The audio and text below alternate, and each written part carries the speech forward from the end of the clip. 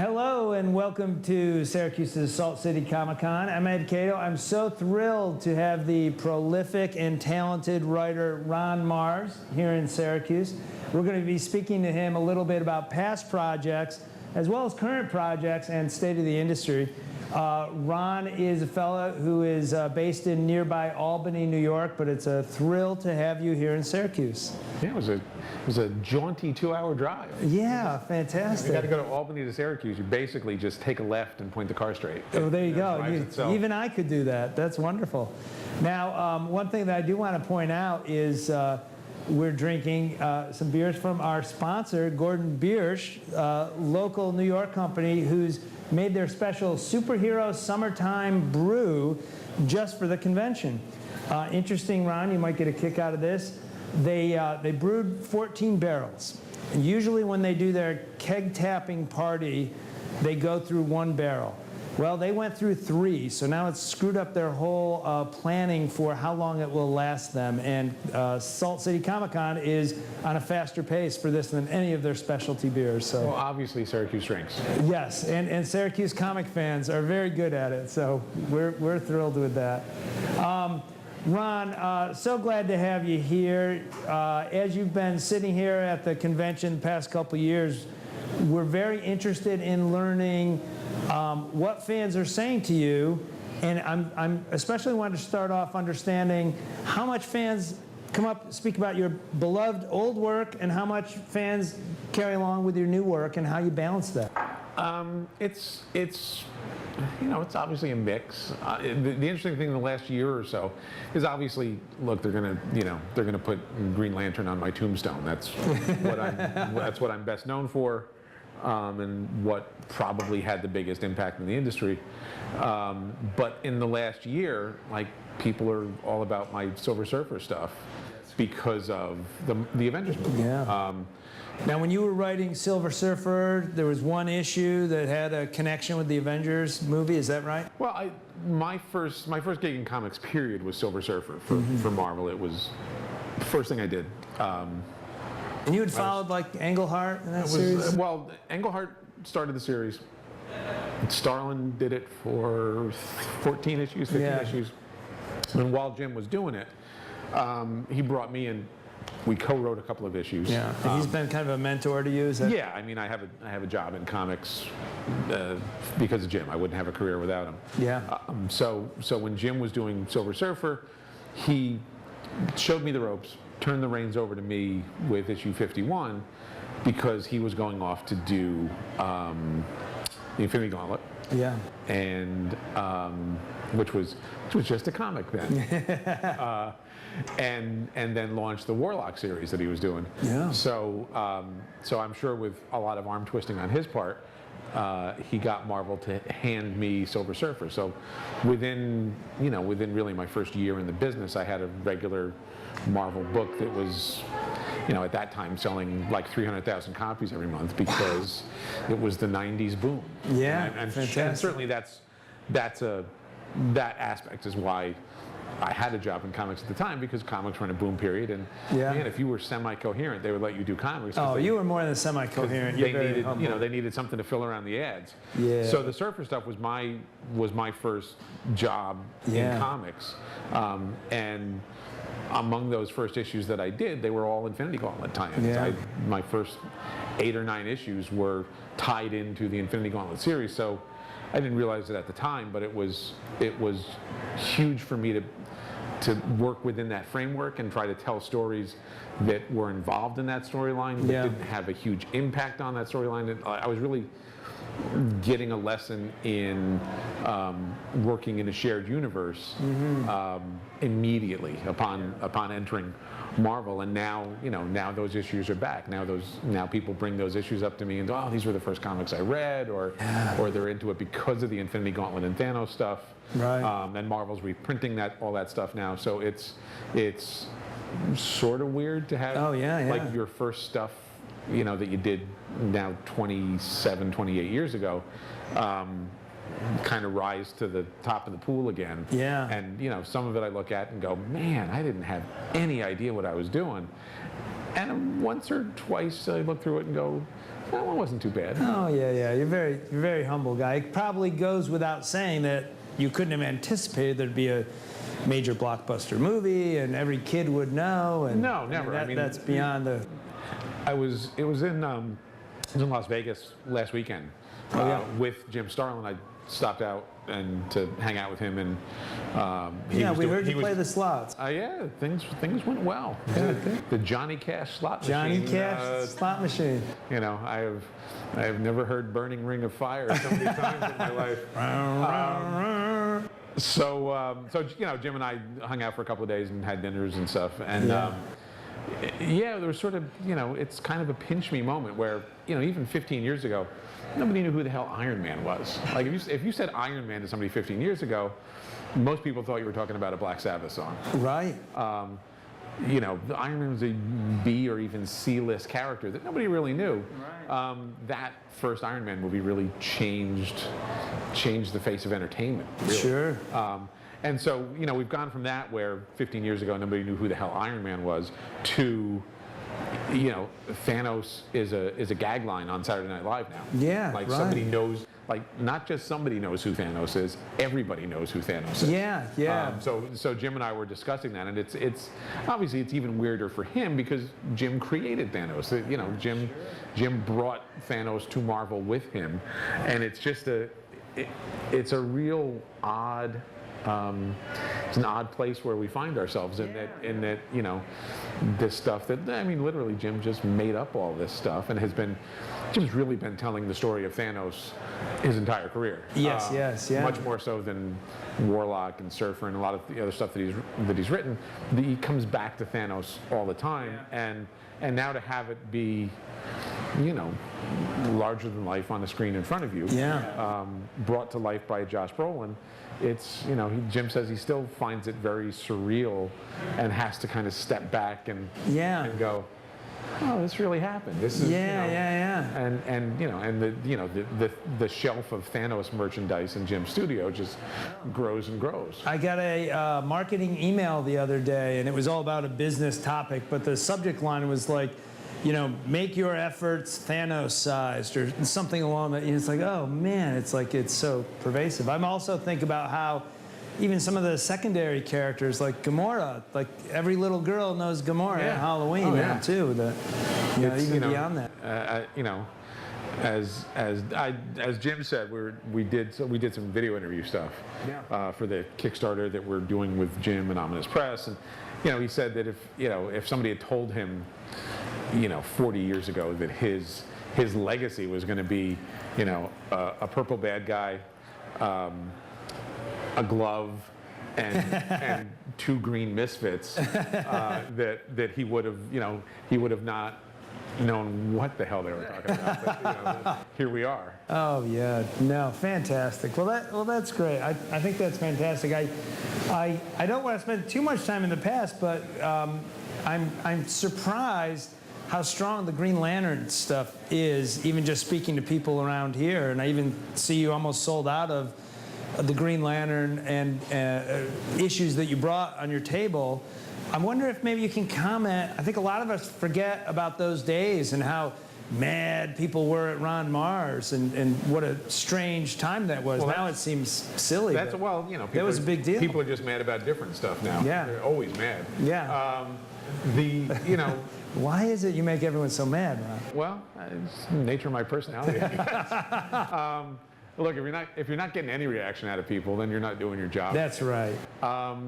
Yeah, the Green Lantern stuff was obviously, you know, was a fairly, you know, it elicited a fairly vociferous reaction from a lot of people, both positive and negative. Yeah. And I think the reason it's stuck because I think Green Lantern is one of those franchises that you get to pick your Green Lantern. You know, if you're a Kyle guy or a Hal guy or Jon Stewart or Guy Gardner or now Simon or Jessica, you know, you can kind of pick your flavor. Yeah. If you're going to be a Superman fan or a Batman fan or a Spider-Man fan, you generally get one choice. Yeah. So Green Lantern is one of the few that, you know, it's a multiple choice question. The buffet table has multiple flavors. Yeah. So I think a lot of people, at least this is the feedback that I get when I do shows or signings, a lot of people discovered Green Lantern and to some extent the DC Universe because we created a new Green Lantern who was a ground floor character for people to kind of plug into both the character of Kyle Rayner and the DC Universe as a whole. And it was a welcoming, you know, it was issue 51 where Kyle really took over. Now, of course, in this era, there would be a new #1 for every new thing that happened. But you know, Kyle taking over the book allowed people who weren't steeped in the DC Universe, who weren't fans of what had come before per se, to grab hold of something and get into it. And to a certain extent, that was the design. The design was to have a new character that people could embrace and maybe use that to further explore the DCU. And it was my first regular title writing for DC. So I wanted to explore the DC Universe as a writer as well. So it really, the kind of stories we did were reflective of that in both ways. I mean, I wanted to, when can we get Superman to guest star? When can we get Batman to guest star? You know, I wanted to play with all the cool toys in the playground at DC. So to a certain extent, it was you know, the form followed the function. And I could, you know, I got Captain Marvel, or I guess I'm supposed to say Shazam now.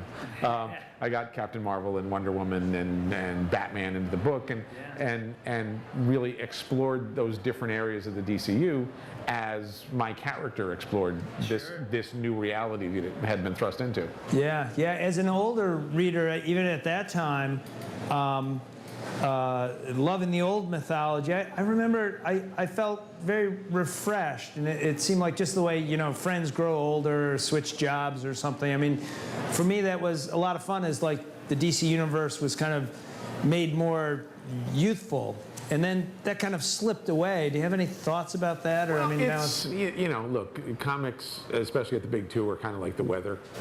If you don't like what's going on right now, you know, wait 6 months and it'll all change. But DC in particular is much more prone to legacy characters, where the mantle is passed from one to another. Certainly, you know, Jay Garrick, the original Flash, and Alan Scott, the original Green Lantern, passed their mantles on to Hal Jordan and Barry Allen in late 50s, early 60s, when DC really relaunched those concepts in the Silver Age. So there's that tradition of, look, Superman's always Superman and Batman's always Batman, Wonder Woman's always Wonder Woman. But kind of everybody else, there's a because DC's been around so long, there's that sort of cycle of regeneration, or that legacy cycle. And in the 90s, certainly it was Wally West, excuse me, and Kyle Rayner and Connor Hawke as Green Arrow, that were new characters that I think a fair number of people plugged into. And I think that I have this discussion at every convention. It's very often the character that you plug into initially is the one that sticks with you. So if Kyle was your first Green Lantern, he's your Green Lantern. If Wally was your first Flash, he's your Flash, and you're not that interested in I think we see now all these guys in their 40s. They're like, where's my Flash? Where's my guy? And that's really, I think that's more of a DC thing than a Marvel thing, because the Marvel characters have been pretty much static in terms of, you've got Miles Morales as an alternate Spider-Man, but really the Marvel characters, to a great extent, are just further iterations of what they always were. Whereas DC, there's that sense of generational time passage. Now I imagine you must be very, very proud how your Kyle Rayner character kind of stuck around. Like if someone were to tell me, oh, there'd be a replacement Green Lantern in the 90s, he'd probably be a trivia question, but this character seems to endure. Yeah, he's stuck around, and it's obviously very pleasing that he's still vital and viable and has an audience. And then they put him back in his original costume recently too, so that's kind of cool. And look, I get it. For a while, it seemed like they didn't really know what they wanted to do with Kyle. He was Ion, and I wrote some of those issues, and he was a White Lantern, and then he was a Green Lantern in a different costume. And it when you have that set of characters that all frankly serve the same purpose. Yeah. They're all Green Lanterns. It's John and Kyle and Hal and Guy. There's some redundancy there, so you try to do something different with some of them. But ultimately, I think each character has his or her following, and I think wisely, DC's decided, well, let's have them all stick around, and we can please different audiences, which I suppose sounds funny for me because I was the guy that sort of shuffled Hal off stage at DC's request. It felt very permanent back then. Well, there was no escape hatch as far as I knew. Yeah. I mean, they didn't tell me, do this story but build an escape hatch so that we can bring Hal back when we want to. We were just doing it. And obviously we're kind of in a different era now where there's a lot more editorial control and these are large money franchises. These are multi-billion-dollar franchises now because of spreading to other media and other platforms. Sure. But at that time, we were just making comics and kind of working without a net in a lot of ways. So this is just what we're doing. Oh, that's and good. There's the new Green Lantern. And I tried to make what we were doing with Green Lantern as different from a Hal story as possible. Because if we were going to make Hal not the lead character anymore, why would we do Hal Jordan Light? So Kyle was very much inspired by my reading of Spider-Man as a kid. Specifically I sort of came into Spider-Man after the John Romita stuff, so kind of my Spider-Man artist as a kid was Gil Kane. Wow. And I don't even remember specific issues, but just looking through those issues, and then later on, Ron Frenz and Rick Leonardi and everybody that came in between. Yeah, but Ross Anders stuff. But I liked Spider-Man. I liked the everyman aspect of Spider-Man. That he was just a guy. He wasn't the incredibly powerful last son of Krypton. He wasn't a billionaire orphan who has all of these great toys. Oh, right, or accomplished test pilot or something. He's just a guy he's struggling to make the rent. Just a guy. I mean, I was as interested in Peter Parker making the rent, trying to get a date, taking care of Aunt May, as I was in what he was doing when he was in costume. And that's very much what I want to do with Kyle, which is make the audience care about his alter ego life just as much as they cared about what he was doing when he had the ring on. Yeah. Quick question I did want to ask. I've been meaning to ask for years and years. One of the secondary characters that had a coffee shop, and there was like this logo design that was as if he really was a guy with a coffee shop, and somehow there was a sense of consistency as a branding guy. I always loved that. Is there any story behind that, Ron? I like to drink coffee. Is what the story is really. Okay. I just wanted the building that Kyle lived in was on Bleecker Street.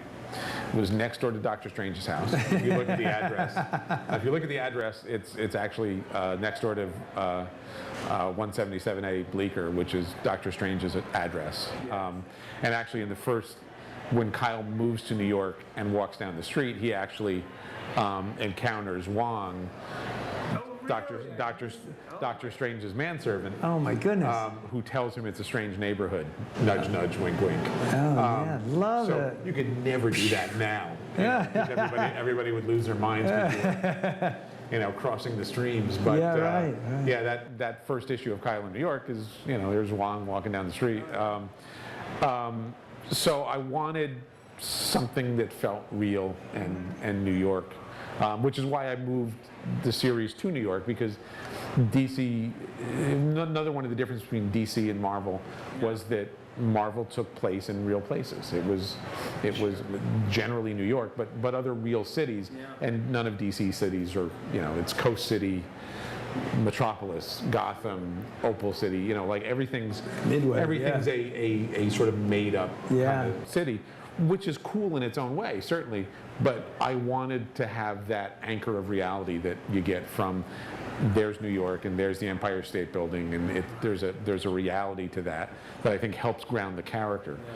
So that's why I moved to New York. So I wanted some sort of place for him to hang out, and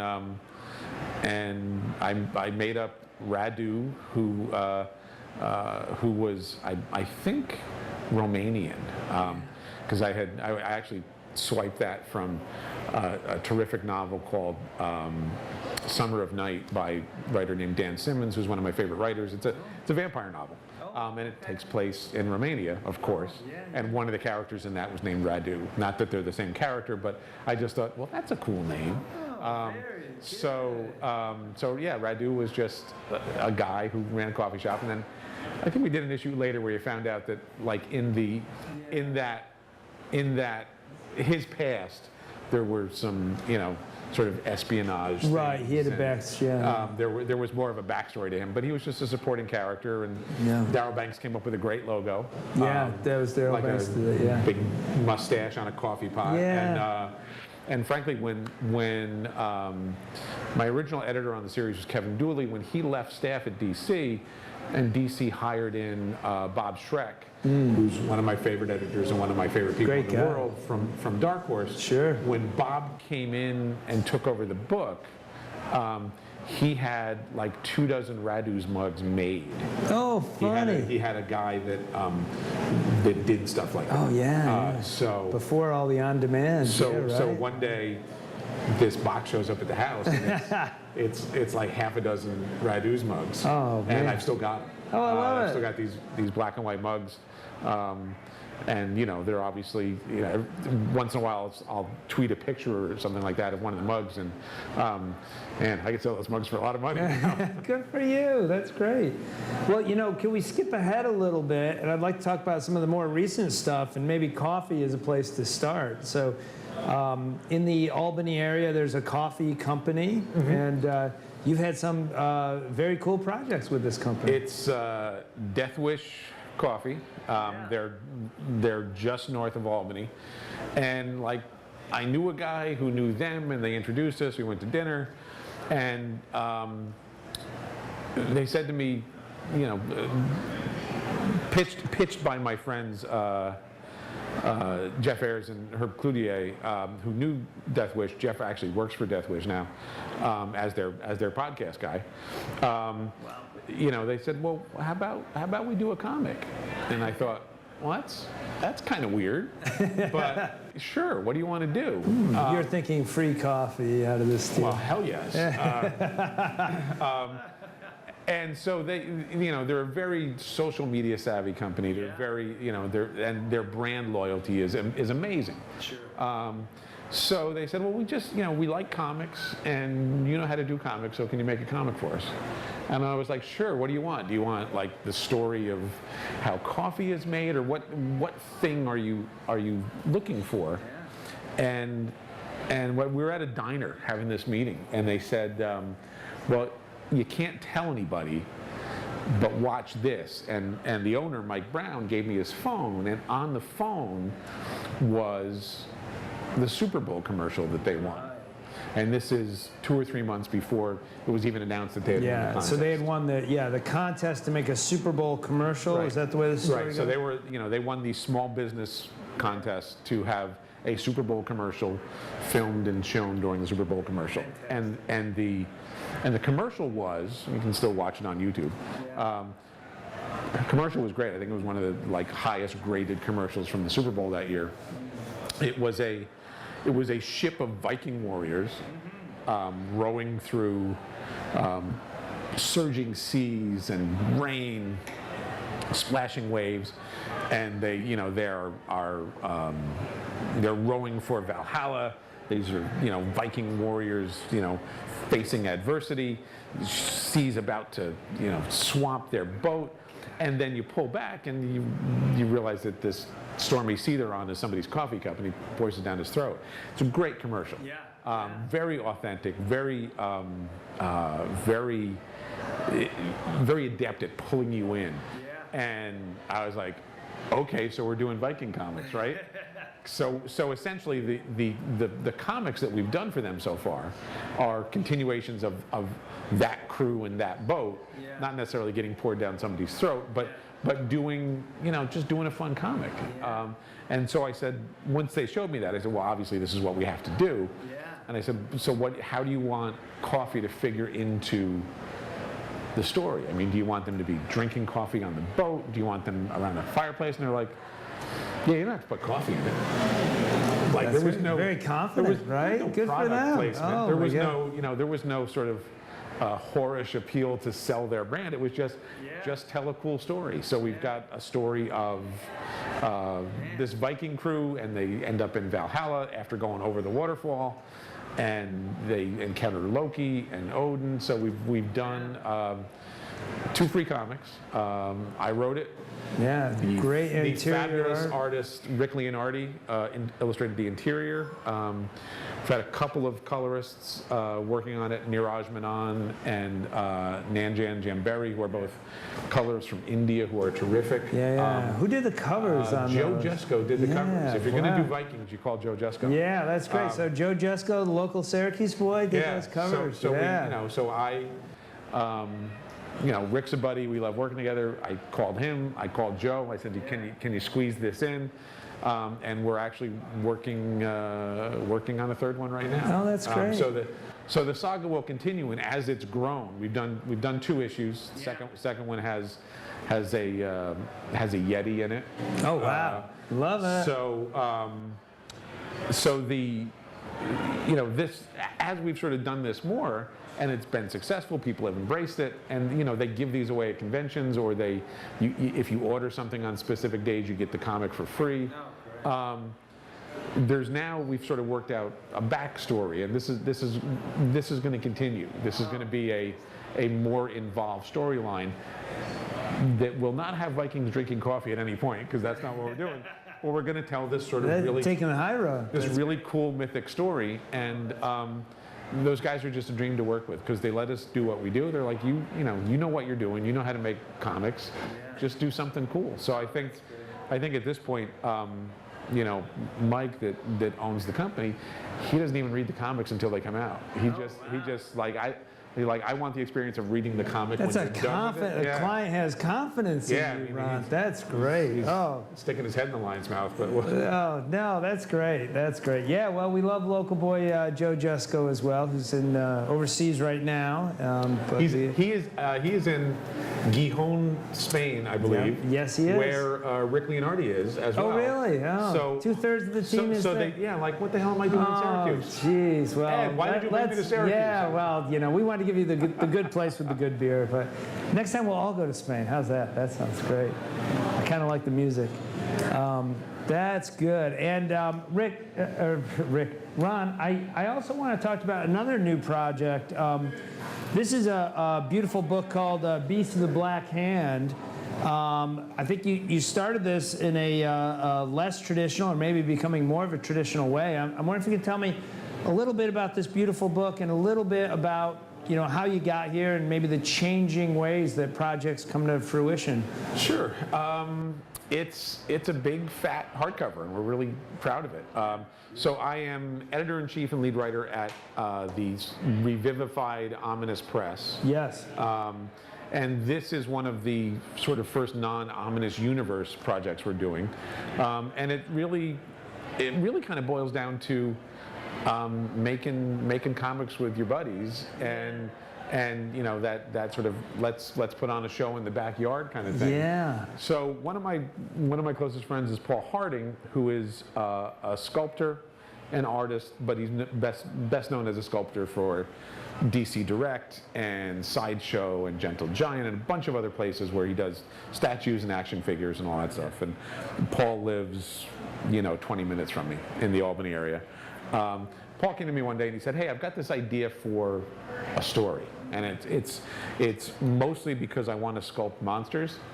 And I don't get to do that enough. I end up doing superheroes and people from Star Wars and all that, and I want to do some more monsters. So he, this all started as an excuse for Paul to draw and then sculpt monsters, and we started to hang the story around it. So Paul had the framework of a story, and it's kind of a diesel punk set in 1919 story with that begins with the assassination of Rasputin, and then in a fairly historically accurate way, I think. Except for the monsters, yeah. And then the story progresses to this sort of supernatural stuff and monsters in Eastern Europe, summoned from the elder depths. So it's this story where Paul and I, Paul had the seed, and he let me grow it a little bit. We brought in our buddy Matthew Dow Smith to draw it, who had just finished up more than 3 years drawing the X-Files monthly for IDW. Our colorist buddy Niraj jumped in and colored it, and so we had this story. I took it to Ominous Press, and the Ominous CEO, Sean Husvar, said, "That's cool, let's do it." So it was, to that extent, it was that simple. So then we ran a Kickstarter for the book. We started on the book with Ominous backing us. Started on the book, ran a Kickstarter, and raised I don't know, $38,000. Seems like it was very quick too. Yeah, I mean, it was my first real relationship with Kickstarter, and now I'm a full believer. So we did it's a 48-page story with a bunch of extras in it, and we did it in a European album style hardcover, 13 inches by 9 inches or so. So it's an oversized hardcover. It's obviously much bigger than a traditional comic, although we kept the traditional comic dimensions, so that at some point you maybe will see this as a regular monthly comic. But we wanted to do this package for the Kickstarter backers as sort of upper end and lavish as possible. Gotcha. So this might appear as a monthly under the Ominous banner in a traditional periodical form. Yeah, maybe so. But the first and foremost, we wanted to do this edition in this size, and it came out. You tend to love your creator-owned stuff a little bit more. So it's not that you don't love the work for hire stuff, but this is new and different, and it didn't exist before we all got together and put in the work on it. So we did it from soup to nuts. We wrote it, illustrated it, colored it, lettered it, got it through production, sent it off to press. The boxes showed up at the office, and they all had to be schlepped into storage. The copies have been sent out to the Kickstarter backers for fulfillment. So you're really a soup to nuts provider for this stuff. Yeah, sure. And so obviously there's a lot of work involved, and thankfully Ominous and all the people that work there, because there's office staff to stuff envelopes and send out boxes and all this kind of stuff. Yeah, right. I think it would be a Herculean task to do it without some kind of infrastructure under you to help you do it. But this is a way that allows you to tell the story you want to tell in exactly the way you want to tell it, and give it directly to the audience. So we're working on Beast Volume 2, which will be another 48-page chunk of story, and we have some other Kickstarters that are gearing up in the next few months to do more projects in this style, because it seems like the audience has embraced it. When you say this style, that European hardcover, oversized album. And I, honestly, when I get my comps of comics, the publisher sends you copies of what you did. It's great. You flip through it, and then you stick them back in the box and put it in the closet. When the Beast hardcover showed up, I kind of, I sat down in my office chair and really and really poured through it and just, wow, this is cool and different. Yeah, And it has nice weight to it, of course. Spot varnish cover. Which we had to go spot varnish. That's just gorgeous, like gorgeous cover design, I think, right? Yeah. So the cover is a left hand. Yeah. So volume 2 will be a blue cover with a right hand. So yeah, we're really proud of how it came out and really pleased with the reception of it. So we'll be doing some more of those. We'll be doing some more art books. We have the Black Book series through Ominous, which is, they're like 100+ page art books of stuff that hasn't seen print before by Bart Sears and Andy Smith. Both have their art books out now. The next one is Jim Starlin. Right. Did you just announce a Graham Nolan? Is that?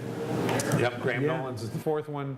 I don't think I'm telling stories out of school by saying Rick Leonardi will be the 5th one. Oh, great. And might be breaking. Yeah. We have some more lined up, and those are like 8 by 12 hardcover art books, and they're sort of the companion projects to a lot of the graphic novel stuff that we're doing. Are these really kind of lovely art books with a bunch of previously unpublished stuff. The Starlin one that we're doing, which I think is in the last maybe 3 days of its Kickstarter life right now, and thankfully funded 200% or more at this point. But, so today's July 8th is we're recording this, right? Yeah. So almost,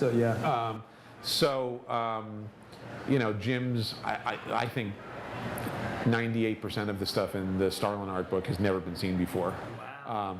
So it's a really nice way to work with friends, work with artists we respect, and get some stuff out there that hasn't been seen before, or at worst hasn't been collected before. I think like Rick Leonardi's never had an art book. Graham Nolan's never had an art book. And honestly, I'm a huge art fan. I mean, one of the main reasons I work in comics is because I love the art. I love the art form. So to be able to work with artists of that caliber on stories, and then help put the art books together is just a prize. It's great. It's certainly more work when you're the editor-in-chief. There's more work involved, but.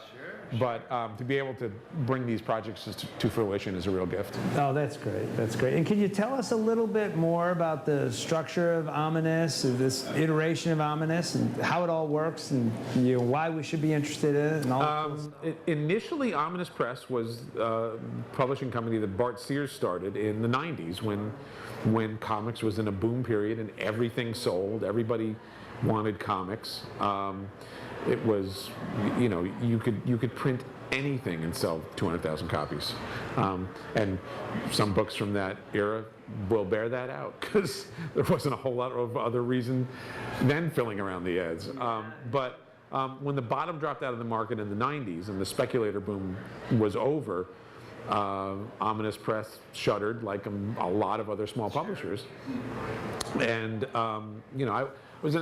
I didn't work. But I dare say, like, especially Bart's work in that wasn't the subpar just riding the wave. I mean, that was some beautiful stuff. Very talented nice stuff, guy. And Bart's one of my best friends, and beyond that, an artist I respect hugely. That sort of year and a half or 2 years, or however long Ominous existed then, it was sort of this brief shining moment, and then everything fell apart for the business. And Bart went back to working freelance, and he and I both worked at CrossGen for a number of years. He went to do video game design. So that's sort of the nature of being a comics pro, is you do a bunch of different gigs. And then about 3 years ago, we were at Bart and I were at the Baltimore Comic Con, which is a great show, very comics oriented show. Bart and I were there. Andy Smith was there, and Andy was the art director at Ominous. And our friend Sean Husfar, who was our publisher now, worked for Ominous as the PR guy and sort of jack of all trades in the 90s. When Ominous shuttered in the 90s, Sean went off to other businesses, like real businesses, not comic businesses, but telecom and web design and stuff like that. Oh yes, I heard of that. Was very successful at it. So So we get a call Sunday morning at the show from Sean saying, hey, I'm at the Buffalo airport, I'll be down in an hour. He, realized that all three of us were there, and he flew down, came and hung out with us, and that was the first time I think all four of us had been in the same room since Andy's wedding 20 years before. So we get talking, and well, hey, how about we do a comic? And Sean says, I'll fund it. We'll do whatever you guys want. You write it, and Bart will pencil it, and Andy will ink it, and man, that sounds like fun. And over the next few months, as we talked about it more and more, it grew. It got to critical mass in terms of everybody saying, well, maybe we should do Ominous again. Maybe we should start a publisher. And so after about 5 months of talking back and forth and deciding what we wanted to do, we had a meeting at Sean's house in Buffalo. I think just before Christmas. I remember it was colder than I wanted it to be, which is Buffalo. The nature of Buffalo. Yeah, absolutely. And we really decided, all right, well, if we're going to do this, let's do this. Let's jump into the deep end of the pool and get serious about it. So we brought back a lot of the Ominous Universe concepts that Bart had. Decided to do 3 initial titles, which are Dread Gods by me and Tom Ranney. Demigod by me and Andy Smith, and Giant Killers, which Bart was going to write and draw. So we cut a publishing deal with IDW to publish that material through them, and then look to expand to other venues. Beast of the Black Hand being the first sort of non-Ominous Universe thing that we're doing. Gotcha. But with a bunch more lined up. So it's really grown into a going concern, with Ominous Press as one branch of it, and then Sean's other company, which is Sleeping Giant Collectibles, as the other branch, as sort of the retail outlet and the collectible branch, and they're sister companies, and we all kind of work for both. But one is more publishing oriented and the other is more collectible and sales oriented, which actually turns out to be really convenient, because we have the Sleeping Giant staff accessible to Ominous to help fulfill Kickstarters, and so far it's a terrific arrangement in terms of having enough bodies around to do the kind of things you want to do, because publishing comics is hard.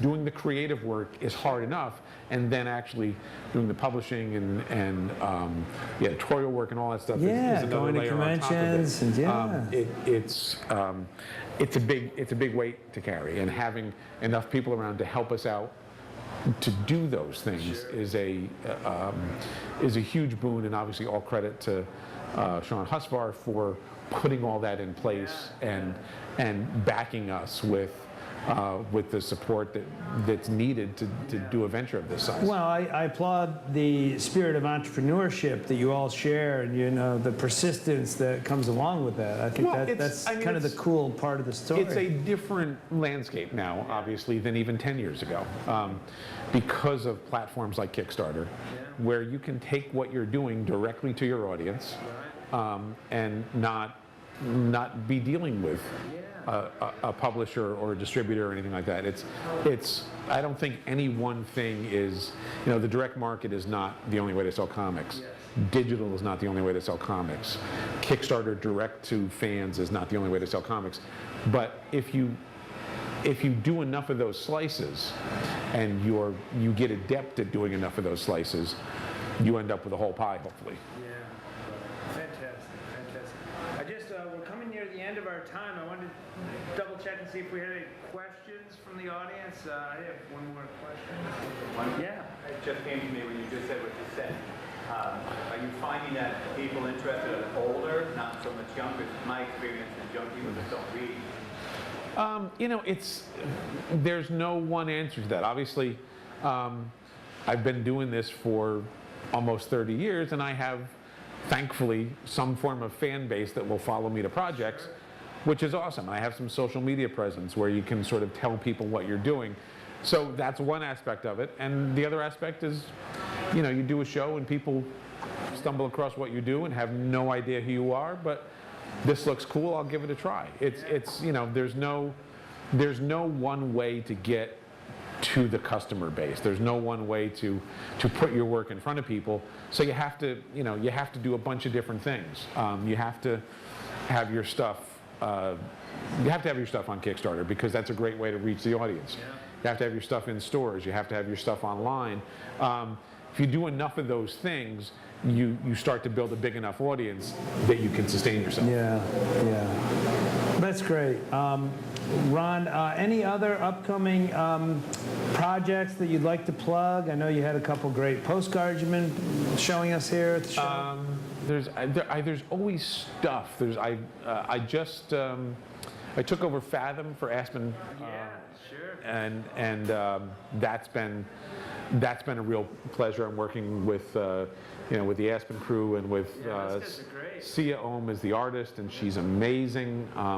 When they offered me the book, I was thinking to myself, man, I'd love to work with Sia, but I'm sure she's not interested. I'm sure she's got other things to do. And lo and behold, hey, what do you think about Sia on the book? Great. So the first issue of Fathom just came out, and we're doing a, you know, fairly big story arc on that. Now, do they fly you out there for the meetings, editorial meetings? Unfortunately, no. I would like them to fly me out there, Yeah. you know, like in December. Yes, and January. right. That That's would, if the you know, Albany guy needs that. Yeah. Are you listening, Aspen? Absolutely. Aspen is located in Yeah. LA, so although it's like 114 in LA right now, so I guess we're better off where we are right There you go. now. Yeah, very nice day here. Though I will be out at San Diego, at the San Diego Con with Aspen. So I'm doing that. I'm doing further stuff with Ominous. I have two projects we're going to launch with Ominous, and I guess we can talk about them now because I've been handing out the postcards. Yeah. One is called Harkin's Raiders, which is a World War II story that I'm working on with Daryl Banks, my Green Lantern partner in crime. And this is the first time Daryl and I have worked together to any great extent since we both left Green Lantern. This is a story that was kind of plotted by a friend of ours named Alan Cordry, who's an ex-military, and really wanted to tell a World War II story. And he came to me and said, I sort of have some characters and a general story in mind, but I'm not good enough to write it. Would you take it and run with it, and we'll get Daryl to draw it? And so the Harkin's Raiders Kickstarter will be up probably by the end of the month, by the end of July. So that'll involve me and Daryl, you know, pairing up, and we've got like 20 pages of the story done and lettered and colored already, and so we're well on our way. And then the next one after that is something called Dead of Night, that is a project with Rick Leonardi, who is obviously my partner in crime on a bunch of different things. And Dead of Night both of these books will come out in the same format as Beast of the Black Hand, that oversized hardcover. Dead of Night is a story that's been rattling around my head for probably 15 years. And it's a murder mystery set in 1930 Los Angeles, and the inciting incident of the whole story is a dead body is found on the set of the 1931 Dracula film that was filmed on the Universal lot, but not the Todd Browning Bela Lugosi version. There was a Spanish language version of Dracula, shot with the same script, with a Spanish language crew at night.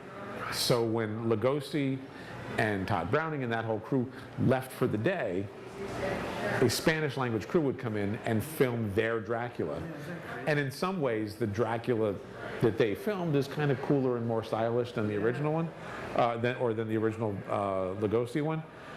So when I first heard that story and started to research it, I thought, man, there's a story here. This is the coolest thing ever. There's got to be a story that can be built around it. Absolutely. So it starts with that mystery on that set, and then sort of builds into a much larger mystery about drug runners in Los Angeles and bringing in stuff from Mexico and a Day of the Dead cult and and maybe all in the 30s and period. maybe an actual vampire running around. Wow. So it's the kind of story that I have wanted to tell for a long time. But because it's a period piece, it's a mystery, it's not superheroes beating the crap out of each other. You know, it's the sort of thing that a lot of publishers look at and go, this is really cool, but we don't know if we can sell it as a movie, so we're not going to do it. So I'm luckily in the position that now with Ominous, we can tell some of these stories that we just want to tell the story. It's, you know, if somebody buys the movie rights, great, we would love for that to happen. But all of these things that we're doing are, first and foremost, just stories we want to tell, and we want to get them in front of the audience. So Dead of Night will also launch on Kickstarter probably at some point in August. Rick's already started on it, and he's just doing phenomenal work. Niraj Menon's coloring it, and it's, you know, it's one of those where you know when the pages start to roll in that, all right, this one's going to be special. This one works. So so I'm balancing my time between all of this Ominous stuff and a few other things, and then some other stuff that I've just agreed to that I can't announce yet, but that's okay. All this stuff sounds fascinating. Some stuff for 2019, and a project that's actually I'll be doing with Rick Leonardi, an additional project with Rick Leonardi that won't be out until 2020, but we're started on it already. I love it. Well, that sounds great. And with Dead of Night, I had looked at the postcard and thought it was fascinating, but even as you tell the tale, holy smokes, can't wait for that. It just sounds great. It's a lot of this stuff is you know, you have to find the right artist, and for a while there were a couple of different artists attached to Dead of Night, and with a specific art style that was not quite what Rick does. And then when Rick and I were casting about for, well, what's the next thing we're going to do? Finish the Death Wish issue. What are we going to do next? And I said, well, you know, I got this thing. I got this story. And I don't know if it's up your alley or not, but I'll send it to you. And I emailed Rick, and, you know, 5 minutes later, he called me back and said, I'll do this one. Oh, great. You know, it's not an easy draw. It's you know, period-specific cars, and it's L.A. as it looked in 1930. Sure. And it's a lot of different ethnicities, I'm sure. It's because it's something that is a little harder to do. Rick's really into it. Oh, that's great. He went out and bought a fedora. So that he can shoot reference from whatever side that hat is supposed to look like, because he said, you know, I kind of winged it on the first few pages and realized, man, these hats are hard to draw, and I got to get it right. So there's a hat manufacturer not that far from him that makes fedoras. So he went and visited them and got a hat, and you know, so if nothing else, I promise you, all the hats are going to look We're right. going to have good hats in there. Oh, boy. Well, that's what everybody wants in a comic, of course. But no, seriously, it looks great. Ron Marz, thank you for your time and your insights and your high level of creativity and entrepreneurship. We just can't wait. And we appreciate it all. Thanks for coming to Syracuse, too.